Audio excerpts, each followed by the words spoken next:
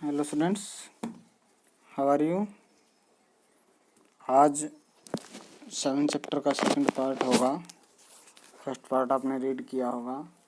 आपको बोला गया था कि भाई जो ये क्वेश्चन हैं मीन, मीडियन और मोड के, इनकी प्रैक्टिस कीजिएगा। कुछ समझ में ना आए तो फिर आप बता सकते हैं। तो अगला पार्ट है, हम आए हुए थे पेज नंबर 129 पर,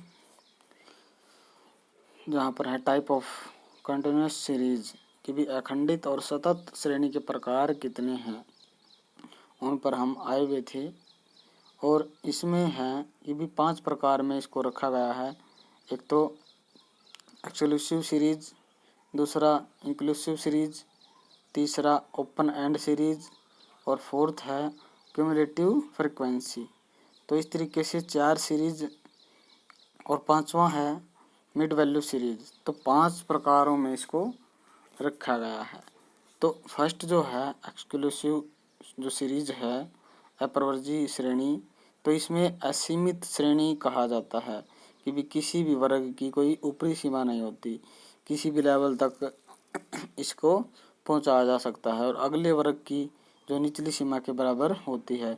तो इसे क्या कहते हैं हम, इसे क्या कहते हैं, असीमित श्रेणी भी कहते हैं। अपवर्जीय इसलिए कहा जाता है कि यदि मध्य यानी आंकड़ों में किसी आइटम में किसी वर्ग की ऊपरी सीमा के बराबर होता है तो उस वर्ग को में न डालकर उसके अगले वर्ग में उसको शामिल कर लिया जाता है। तो जैसे ये उदाहरण है कि 35 भूजोतों से प्राप्त प्रति हेक्टेयर जो उपज है उसका, कि भी कुल 35 हेक्टेयर भूमि है और प्रति हेक्टेयर भूमि से कितनी उपज प्राप्त हुई है वो यहाँ पर दे रखी है। तो इसमें क्या है कि भी इसमें 12 से 15 का हमने एक वर्ग बनाया, फिर 15 से 18, 18 से 21 और 21 से 24, यानी मिनिमम वैल्यू 15 है और मैक्सिमम वैल्यू कितनी है हमारी यहाँ पे प्रति क्विंटल में 24। तो इस तरीके से 12 से 15 में इसमें केवल 12 से 14 की सभी मदें दर्ज होंगी, 15 नहीं, और 15 नीचे जाएगा। यानी अगले सीरीज में 15 से 18, 15 से 18 तो अगले वर्ग में 15 जाएगा। जैसे 18 है तो 18 भी अगले वर्ग में जाएगा, तो 18 से 21। तो इस तरीके से निचली वैल्यू जो है वो अगले वर्ग में शामिल की जाती है। तो अपवर्जीय जो सतत श्रेणी है आप देख सकते हैं 12 से 15, 15 से 18, 18 से 21 और 21 से 24। तो इसकी जो आवृत्तियां हैं, फर्स्ट में 12 से 15 में 9 बार आए हैं, 15 से 18 में 10 बार, तो कुल जो आवृत्तियां हैं 35 हो जाती है। यानी टोटल जो एकड़ है वो 35 एकड़ के हमने डाटा यहाँ पे कलेक्ट किया है। तो इस तरीके से आपने ये सोल्व करने होंगे। उसके बाद दूसरी है समावेशी श्रेणी, इंक्लूसिव सीरीज। इसमें सम्मिलित श्रेणी भी कहा जाता है। इस श्रेणी में किसी वर्ग की ऊपरी सीमा अगले वर्ग में की निचली सीमा के बराबर नहीं होती। तो इसमें क्या होता है, किसी वर्ग की निचली और ऊपरी सीमा, जो ऊपरी और निचले आंकड़े हैं वो संबंधित दोनों मदों को उस वर्ग में शामिल किया जाता है। यानी जो पिछला मैंने आपको बताया था कि भाई 12 से 15, तो 12 और 15 भी दोनों शामिल किए जाते हैं। तो इस तरीके से उदाहरण जो दे रखा है 0.9 वर्ग में 0 से 9 तक मूल्य दर्ज किए जाएंगे और इस श्रेणी में 9 को भी शामिल किया गया है। तो इसके बाद क्या आता है कि भी 10 आएगा, तो 10 जो है वो अगली श्रेणी में जाएगा। 10 से 19, तो 19 भी इसी वर्ग में होगा। पिछले में क्या था कि भी जो 19 है वो अगले वर्ग में शामिल किया गया था, बट यहाँ पर समावेशी श्रेणी है उसको अभी समावेशन इसी में किया जाता है। उसके बाद आती है खुले सिरे वाली ओपन एंड सीरीज।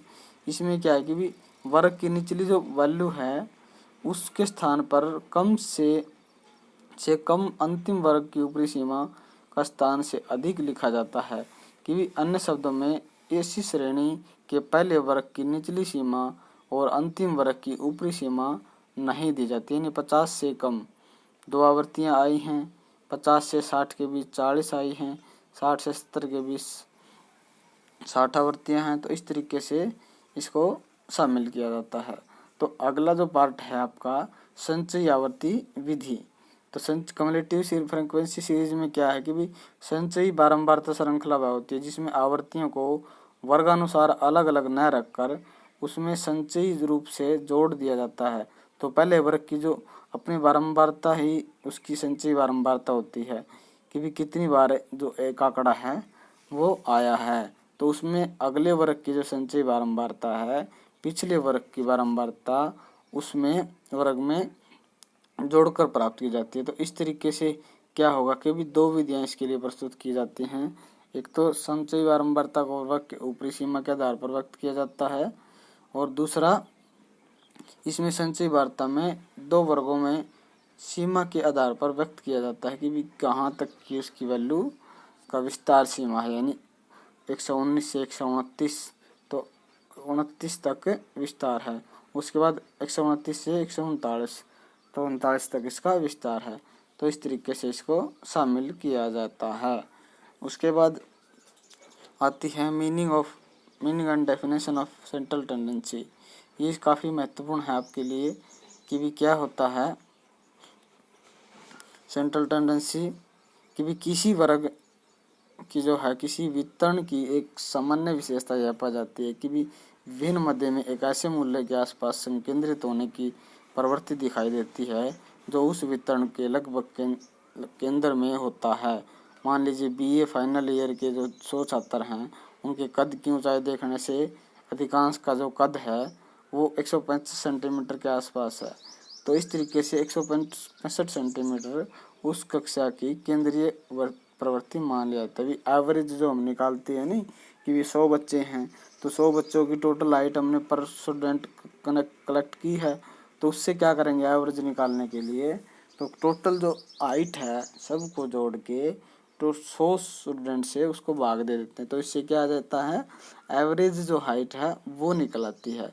तो इस तरीके से केंद्रीय प्रवृत्ति संपूर्ण विवरण का प्रतिनिधित्व करती है क्योंकि श्रृंखला जो है सभी मदों में औसत होती है, एवरेज जो है वो निकाली जाती है।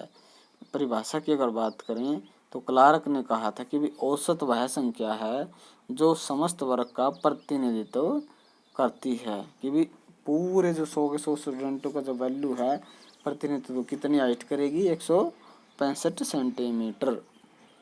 और उद्देश्य के आधार पर सांख्यिकी मध्यों का जो निम्नलिखित कार्य है वो क्या है, तो आंकड़ों का संक्षिप्तीकरण करना कि भी आंकड़े मध्य और स्पष्ट और जटिल आंकड़ों को भी एक सरल रूप में बनाया जाता है जिससे वो क्या रहेंगे याद करने में उसको आसानी हो जाती है कि संक्षिप्तीकरण डिटेल में उसको जाएंगे तो इससे क्या हो जाएगा आसानी हो जाएगी समझने में। तो उसके बाद आती है तुलना में सहायता।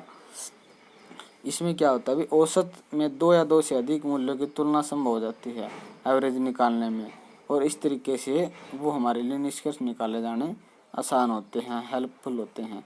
उसके बाद समग्र का प्रतिनिधित्व कि भी पूरी वैल्यू का जो किया है वो एक वैल्यू बन जाती है। जैसे 100 के 100 स्टूडेंट्स की जो एवरेज वैल्यू है वो 165 सेंटीमीटर हाइट की बन जाती है।